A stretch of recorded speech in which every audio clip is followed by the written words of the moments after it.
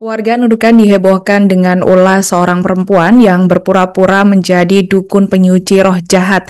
Dengan berbekal keris, kain kuning, dan cairan kimia, perempuan berinisial NN 36 tahun itu menipu para ibu lanjut usia atau lansia hingga ratusan juta rupiah. Aksi mistis palsu ini akhirnya terbongkar setelah salah satu korban membuka kotak suci yang ternyata hanya berisi batu kerikil dan perhiasan imitasi. Korban akhirnya melapor dugaan penipuan tersebut ke Polsek Nunukan, Polda Kalimantan Utara atau Kaltara. Kapolsek Nunukan, Ibtu Disko Barasa, mengatakan tersangka NN berkedok sebagai dukun penyuci diri dari gangguan roh jahat, di mana tersangka NN ini dikatakan berhasil menguras harta 5 orang korbannya yang seluruhnya merupakan perempuan lansia.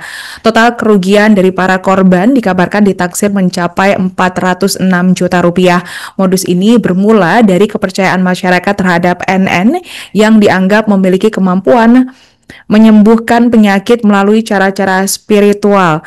Di balik pengobatan tersebut, tersimpan trik licik dan NN dikabarkan memanfaatkan kepercayaan korban dengan ritual yang melibatkan keris, cairan kimia, minyak wangi, dan juga kain kuning. NN dikabarkan berpura-pura melakukan penyucian diri korban dari makhluk astral sambil meminta perhiasan emas korban sebagai media penyucian. Dan NN menyiapkan gelas berisi air cairan kimia penyuci emas dan juga minyak Vanbo. Dan dalam hal ini emas korban dimasukkan ke dalam campuran itu lalu diaduk menggunakan keris.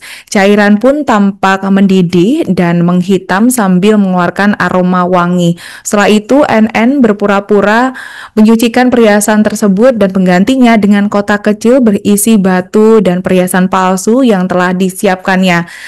Atas hal ini korban diminta membuka kotak tersebut tanpa izin NN dengan ancaman korban atau keluarganya akan terkena musibah atau kematian jika melanggar.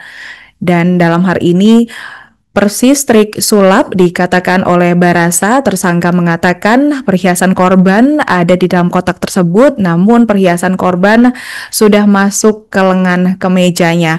Dan NN ini kemudian menggadaikan emas-emas korban di beberapa kantor pegadaian di Nunukan. Dari 5 korban yang sudah diterima, kerugian korban berkisar antara 40 juta hingga 150 juta. Total uang yang berhasil dikumpulkan dari hasil penipuan sekitar 406 juta rupiah. Kasus ini terbongkar setelah salah satu korban nekat membuka kotak kecil yang dijanjikan NN berisi emasnya.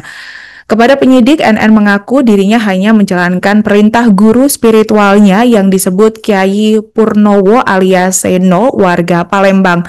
Dan Seno mengaku pernah berguru klinik di sana. Maksud kami adalah NN mengaku pernah berguru klinik di Seno bersama dengan 12 orang lainnya sejak 2012.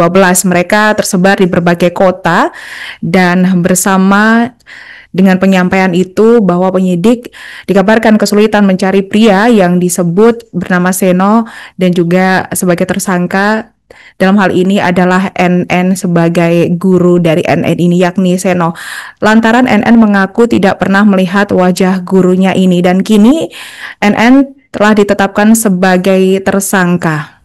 Download Tribun X sekarang, menghadirkan lokal menjadi Indonesia.